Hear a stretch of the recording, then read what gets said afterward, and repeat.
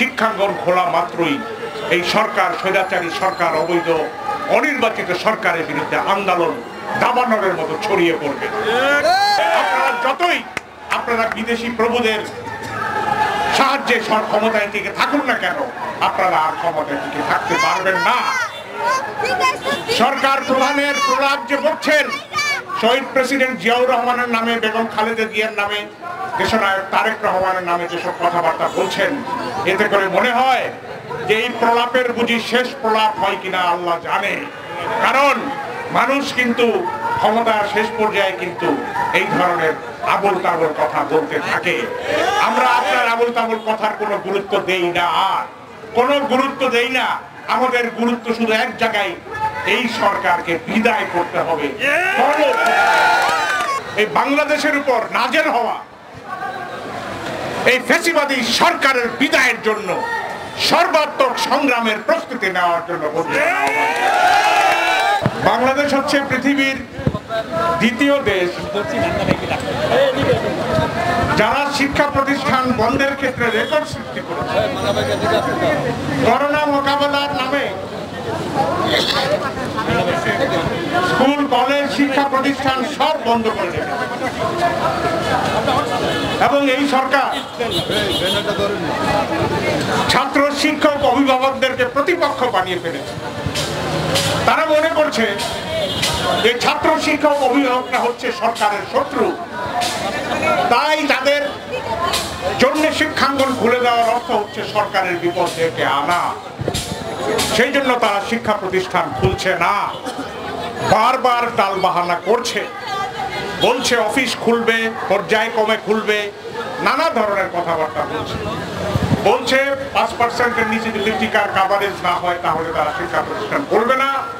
আবার বলেছে শিক্ষার্থীদের টিকা না দেওয়া হলে তারা শিক্ষা প্রতিষ্ঠান খুলবে না। অথচ শিক্ষার্থীদের টিকা দেওয়ার কোনো পরিকল্পনা সরকারের নেই। গণটিকার নামে গণপ্রতারণা করছে সরকার। অথচ যদি বিশ্ববিদ্যালয় এবং কলেজের শিক্ষার্থীদেরকে ইতিমধ্যে টিকা দিয়ে দেওয়া যেত, যত টিকা তাদের কাছে মজুদ ছিল সেই টিকা কিন্তু দেওয়া যেত, কিন্তু তারা ইচ্ছা করে দিচ্ছে না। এর কারণ হচ্ছে শিক্ষা প্রতিষ্ঠানকে বন্ধ রাখতে হবে।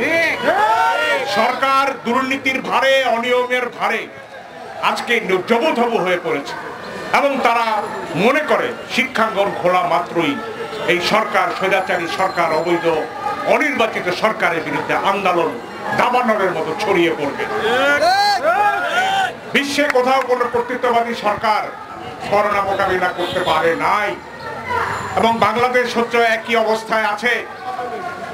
দক্ষিণ এশিয়ায় বাংলাদেশ টিকাদানের ক্ষেত্রে সর্বনিম্ন পর্যায়ে আছে, কিন্তু তাদের মুখে কথা শুনলে মনে হয় তারা যেন করোনা জয় করে ফেলেছে। এই সরকার যতদিন থাকবে ততদিন করোনা যাবে না। যদি বাংলাদেশ থেকে করোনাকে বিদায় করতে হবে, তা করতে হয়, তাহলে এই হাসিনা সরকারকে আগে বিদায় করতে হবে।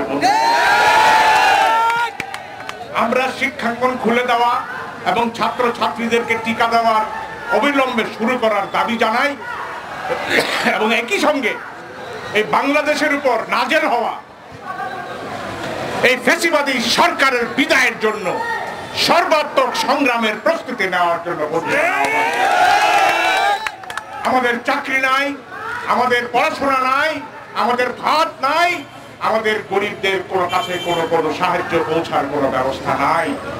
এই সরকারকে ক্ষমতায় রাখা যায় না। আমরা আজকে একটি মত প্রকাশের জন্য এখানে দাঁড়িয়েছি। এই মত প্রকাশ হচ্ছে অবিলম্বে শিক্ষাঙ্গন খুলে দাও। মত প্রকাশের স্বাধীনতা মানে শুধু লেখালেখির স্বাধীনতা নয়। এই মানববন্ধনের মাধ্যমে আমরা একটা মত প্রকাশ করছি, ভোটের মাধ্যমেও কিন্তু আমরা মত প্রকাশ করি। বাংলাদেশের সমস্ত ধরনের মত প্রকাশের বিরুদ্ধে এই সরকার কালো আইন জারি করে রেখেছে, যখন খুশি তখন গ্রেফতার করছে। এই মত প্রকাশের স্বাধীনতার সংগ্রামী হচ্ছে এখন আমাদের জাতীয় মুক্তির সংগ্রাম। আমরা কথা বলতে চাই, আমরা নিরপেক্ষভাবে ভোট দিতে চাই, আমরা আমাদের সাংবিধানিক অধিকার পেতে চাই। অতএব এই অধিকার ফিরে পাওয়ার জন্য দুর্বার আন্দোলন ছাড়া কোনো উপায় নাই।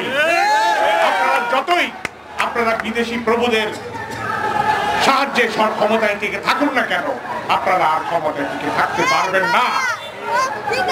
সরকার প্রধানের প্রলাপ যে বলছেন, শহীদ প্রেসিডেন্ট জিয়াউর রহমানের নামে, বেগম খালেদা জিয়ার নামে, দেশনায়ক তারেক রহমানের নামে যেসব কথাবার্তা বলছেন, এতে করে মনে হয় যে এই প্রলাপের বুঝি শেষ প্রলাপ হয় কিনা আল্লাহ জানে।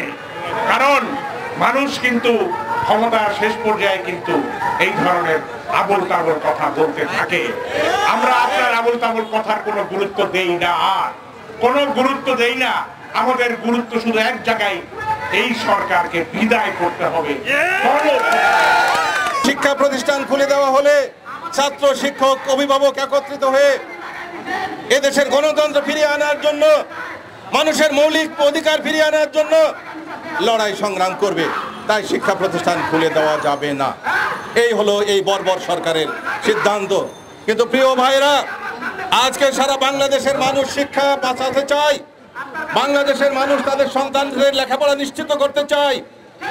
আর এই চাওয়াকে সমৃদ্ধ করে আমরা জাতীয় ছাত্র শিক্ষক অভিভাবক ফোরামের ব্যানারে আগামী দিনে দুর্বার আন্দোলন গড়ে তুলব, যে আন্দোলনের মধ্য দিয়ে আমাদের শিক্ষা ব্যবস্থা ফিরে আসবে, যে আন্দোলনের মধ্যে দিয়ে মানুষের মৌলিক অধিকার ফিরে আসবে, যে আন্দোলনের মধ্যে দিয়ে এই ভোটারবিহীন সরকারের পতন ঘটবে। আমি আর বক্তব্য না বাড়িয়ে আপনারা যারা এসছেন সবাইকে আবারও অভিনন্দন এবং শুভেচ্ছা জানিয়ে আগামী দিনে আমাদের পাশে আপনারা থাকবেন এই আহ্বান জানিয়ে আমি আমার বক্তব্য শেষ করছি। আসসালামু আলাইকুম। অধ্যকার শিক্ষক, ছাত্র শিক্ষক অভিভাবক ফোরামের আয়োজিত অনুষ্ঠানের সভাপতি, যিনি শুধু শিক্ষক কর্মচারীদের জন্যই নয়, তিনার একটা নতুন পরিচয় দিয়ে আজকে আমি শুরু করতে চাই। যিনি দিনের পর দিন রিমান্ড খাটার পরেও, চাকরি হারানোর পরেও থেমে যাননি, জনাব সেলিম ভূঁইয়া। তিনি এখন আইন অঙ্গনে অ্যাডভোকেট সেলিম ভূঁইয়া হিসেবে আমাদের নেতাকর্মীদের পক্ষে অত্যন্ত জোরালোভাবে, যুক্তিযুক্তভাবে অল্প সময়ের ভিতরে একটা সুনাম অর্জন করেছেন। এই কারণে তাকে ধন্যবাদ জানাচ্ছি। সেই সাথে আমার সময়ও খুব কম, সেই জন্য সিনিয়র নেতৃবৃন্দ শ্রদ্ধা সালাম জানিয়ে আমার বক্তব্য শুরু করছি। সেটা হচ্ছে যে এই শিক্ষা প্রতিষ্ঠানকে বন্ধ করতে হবে। সেটা হচ্ছে সরকারের পায়ের নিচে মাটি নাই। সরকার ভয় পায় যে কখন যেন কি হয়ে যায়। আজকে আপনারা দেখবেন একজন মুক্তিযোদ্ধা মন্ত্রী, তাকে ভার মন্ত্রী বলা যায়, তাকে কৌতুক অভিনেতা বলা যায়, যিনি একটা সুই ছাড়া সিরিজ দিয়ে প্রথমে টিকা নিলেন, সমস্ত দেশে এটা ছড়িয়ে গেল। তারপরে উনি কি বললেন যে 1 তারিখের পরে যারা টিকা নিয়ে না বেরোবে তাদেরকে গ্রেপ্তার করা হবে। পরের দিন প্রত্যাহার করলেন। মানে একটা পাগলের সংসার, যে সংসারে এক এক সময় এক এক কথা বলে। আমাদের সবাইকে একত্রিত হয়ে এই অন্যায়ের বিরুদ্ধে প্রতিবাদ জানাতে হবে। আপনাদের যেই কুরুচি নিয়ে, যেই পরিকল্পনা নিয়ে দেশটাকে দখল করে রাখতে চান নিশিরাতের সরকার, এটা খুব বেশি দিন থাকে না। সারা পৃথিবীতে কোনো স্বৈরাচার থাকে নাই, কোনো স্বৈরাচার টিকে থাকে নাই, আপনিও টিকে থাকতে পারবেন না। তা আমাদের সর্বশেষ কথা হচ্ছে, সমস্ত ছাত্রছাত্রীদেরকে টিকা দেওয়ার ব্যবস্থা করেন, শিক্ষা প্রতিষ্ঠান খুলে দিন। আপনার অন্যায় যদি যে করতেছেন, এই অন্যায়ের বিচার এদেশে একদিন হবেই, এবং আপনাকে অন্যায়ের মুখোমুখি হতে হবে, শিক্ষা বিচারের মুখোমুখি হতে হবে। এই দেশেই আপনাদের বিচার হবে ইনশাআল্লাহ। আসসালামু আলাইকুম।